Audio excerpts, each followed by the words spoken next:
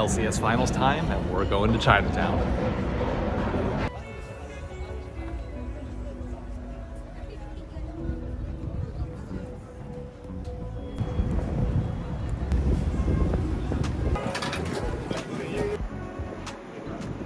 Alright, so apparently games are delayed 30 minutes for whatever reason.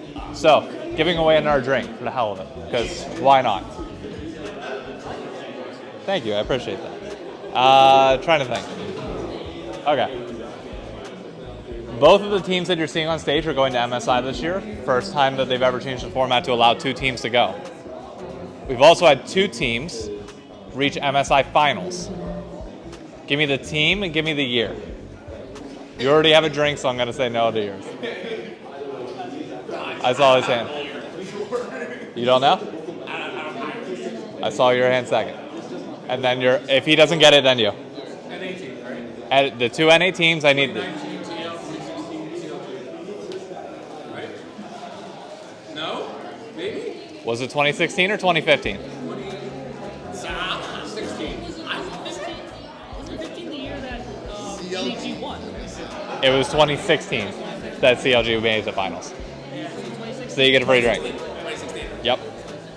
I want to debate him because 2015 was CLG at Madison Square Garden. Yeah. So, let me give you a quick tour around OSNYC. Mind if I just walk around for a YouTube video? Perfect. In the front, you've got the bar and cafe area that have a bunch of food options, a whole streamer booth if you want to do anything there. 2 F1 racing simulators with like the actual kits, and they move around and stuff, which is pretty cool. And then in the back, you got the PC and console setups. You are obviously seeing a lot of Smash and some other games as well. PC in the back, we got 1 League, 1 Fortnite. Looks like Rust, League, 2 Valorant, more League. It's always nice when you come here and you see people playing League on the computers, and yeah, it just gives you a little bit more faith that, maybe the game's not dying like people say it is. It's still pretty popular. Ooh, TFT. They're the champs, and they're the champs back to back. The LCS shines bright blue, and Cloud9 are your spring 2023 champions. But I've got the most important interview after it's all done. My TikTok famous dad, who just watched his first ever game of League of Legends be in the final game. What did you think? Had no idea what was going on. Clueless. Did you enjoy the team that won? Sure. If you had to pick between this or the Masters, which would you rather watch? Man, big decision. Masters. Thoughts on John Rahm winning? Way to go, brother. Way to Barry Koepka. Loved it. Would you ever attend a League of Legends event in person after watching this? Only for my son. I'll take that. Well, it is officially time. The spring split is over, and MSI time is finally here. We'll get to that in a bit. Obviously, I'm going to be wearing the American flag a good bit from now on. Obviously, I'm going to represent both of these teams for Cloud9 and Golden Guardians in every game that they're in every moment for the next month and a half. But first, let's talk about finals. I'm going to be completely honest with you. I did not get to watch all that much of this final series today.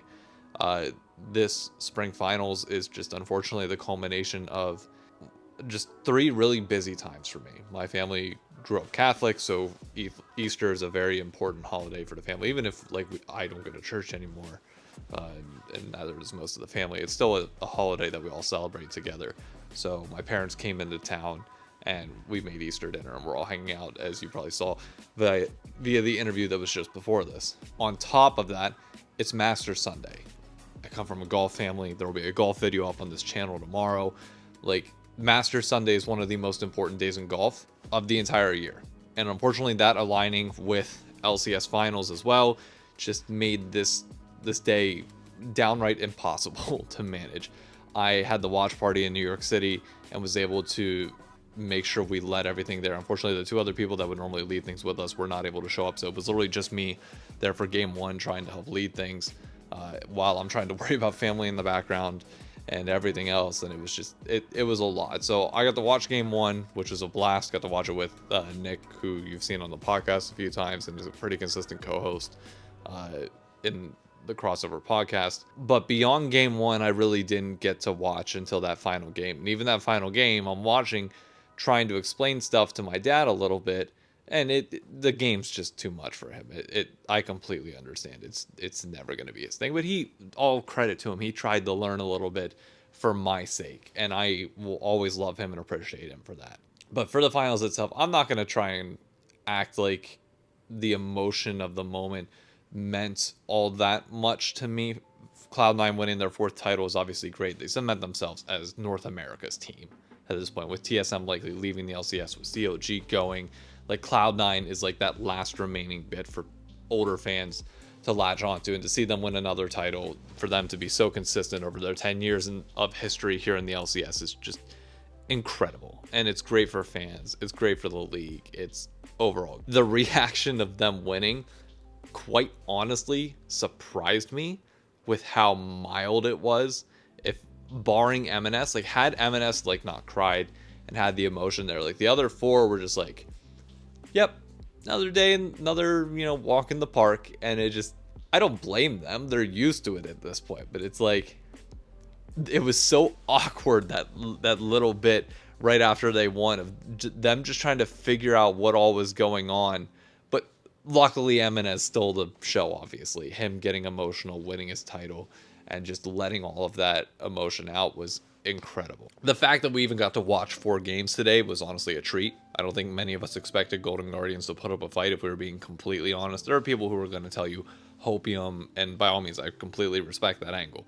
But we all knew this should have been a stomp, and it might have taken Cloud9 a few games to get to that point. But game 3, even though it was close, kind of really wasn't. And then game 4 was just a complete stomp. So the inevitable happened. So there unfortunately was a little bit of a lackluster finale to it. Separating from the games to something I feel I can talk to a little bit better, let's talk about the crowd and the event itself of finals. Overall, great. I get a lot of feedback from people on Twitter who were at the event saying, oh, it was great. A lot of people obviously popping off of, oh, LCS is dead. Well, look at this. Good. I'm happy the hype and emotion was there. But let's talk about this from the point of a spectator outside of this. The way the camera angles were set up, because they consistently do this like top-down overhead view so they can use the projection on the rink, or on like the massive circular area as like their way to intro things, really highlighted the empty seats in the stadium. And I get it was more full than people make it out to be, but we get a more holistic picture from the outside looking in. And there were a lot of empty seats in that stadium. Not so many to the point where it's like, it's really jarring, but there was enough to the point where it was like, okay, we probably would have been better off using the half stadium setup. If you remember from last spring, I'll play a clip here. 100 Thieves, I think, have got to be thinking about mixing things up. I feel like one of their biggest strengths is Closer's aggression, and putting him on the trundle felt like it did hamstring what he could get done. I think this setup with floor seats would have been perfect. I really do. And I think during spring finals, that should be the precedent. I don't think you need to go big, especially in smaller markets, because let's not lie. Raleigh is a smaller market compared to Chicago, compared to New York, compared to some of these other areas that, quite frankly, probably will sell out a wraparound stadium, or at least I hope so. I'm going to do my damnedest to make sure that's the case in summer. But in spring, I think you can go to these places and have a little bit more intimate of a setting and have that theater style setup. And it can work incredibly well, because you take all of these people that were in this event and put them in half the stadium. It's like there's not an empty space there, and it's different. The sound hits different. I tweeted out on Saturday that it felt like the crowd wasn't all that involved, and I get Golden Guardians by all means. When they started performing well, crowds started popping off a bit. But no matter how loud the crowd popped off, you can tell the difference between when the stadium is full versus when it's not. And anybody that's been to a consistent sporting event or a concert can tell you that as well. And there's no denying, even for those that were there, Just go listen to the VODs. It'll be blanketly clear that that was the case. So like, that's not a knock on the fans there nor anybody else. I just think for the LCS on their part, do the half arena setup in spring. In summer, we'll have a different conversation and we'll go from there. To the fans themselves, there were a lot of people yelling.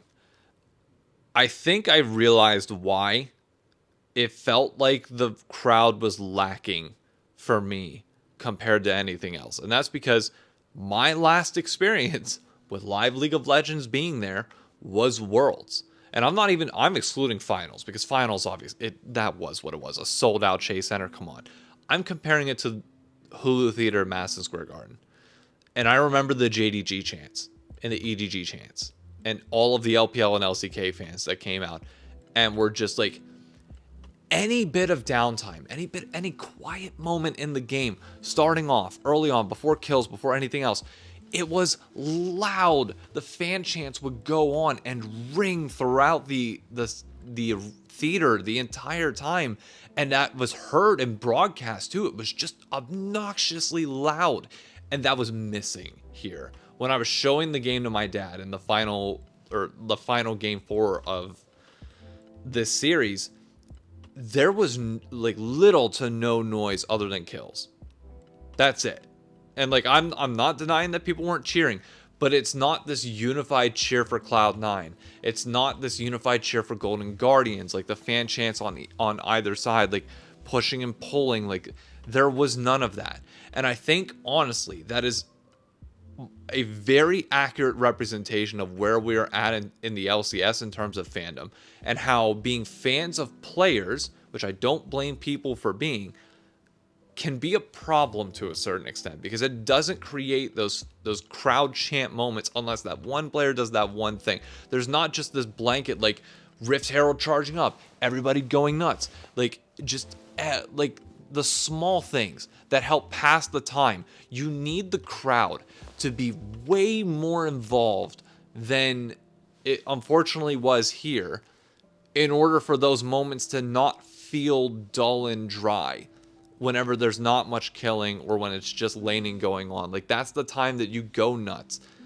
And the LPL just set such a high expectation for me that my goal for summer is to try and help lead some of those chants in between and like get people yelling and screaming. Somebody needs to fill me in, because I didn't watch all the VOD from today. Was there a TSM chant at all? Like, were there, like, I didn't see anything. But I just want that level of pride. I saw the LPL fans have it, and as an LCS fan, I want it just as much, but you need pride in teams in order for that to happen. So this is a call to teams to step up your game, to make sure that the next time we get into these arenas, whether that is Cloud9 or Golden Guardians or FlagQuest or anybody else, have your fans be loud during those dull moments. It's so important. I think that pretty much covers everything, though. It seemed like overall the event was great in and of itself. I know people are going to give the Carl situation a lot of shit, but look, it was humor gone one way that didn't work. I'm sure the next time he's on camera it'll be corrected. Don't take too much into it. Don't overcomplicate it, and for Golden Guardians, I cannot wait to see how they perform at MSI. I truly think they actually can cause some upsets, and I think Cloud9 definitely needs to clean up their play, but we'll see how things go. I'm optimistic on how LCS can do this year, and I truly think with the new format, it's going to be incredibly fascinating to watch, especially if Golden Guardians can get that ramp up through play-in stage. We will see. I think that's pretty much everything that I want to talk about in this video specifically. Congratulations again to Cloud9, to all the Cloud9 fans out there. You all deserve it. I hope you all are ready to share on North America, your team, and as well as Golden Guardians at MSI coming up, because I am ready. And yeah, we'll talk about the state of the LCS in a video on Saturday, and obviously we have the entire offseason before MSI to work through some of the topics that have come up this week, including 100 Thieves wanting to leave the LCS, Bjergsen retiring, and a bunch of other stuff. So I'll give all those their individual videos as time goes on. But for now, at least, let's close the door officially on LCS Finals, wrap up what was a good weekend, a very good split overall. I think one of the most enjoyable splits of the LCS in quite a long time, like just overall from top to bottom. And I can't wait to see what happens going forward. Like, I'm genuinely excited for Summer Split and for the LCS to start up again. But we got a really big event before that with MSI. So, wait, I just realized why I'm so excited for Summer. Because Summer Finals is literally in my backyard, so I'm going to be there. So, like, that changes the perspective. Never, like, yeah, MSI's first. Let's do that. Let's hope that our teams can make a push. And you best believe I'm going to have LFC covering every single NA game. We'll be there. Be sure to like, comment, and subscribe. Not in the double lift or catching up with double lift way, but just in a general. I'm rambling too much. I'm sorry. Goodbye.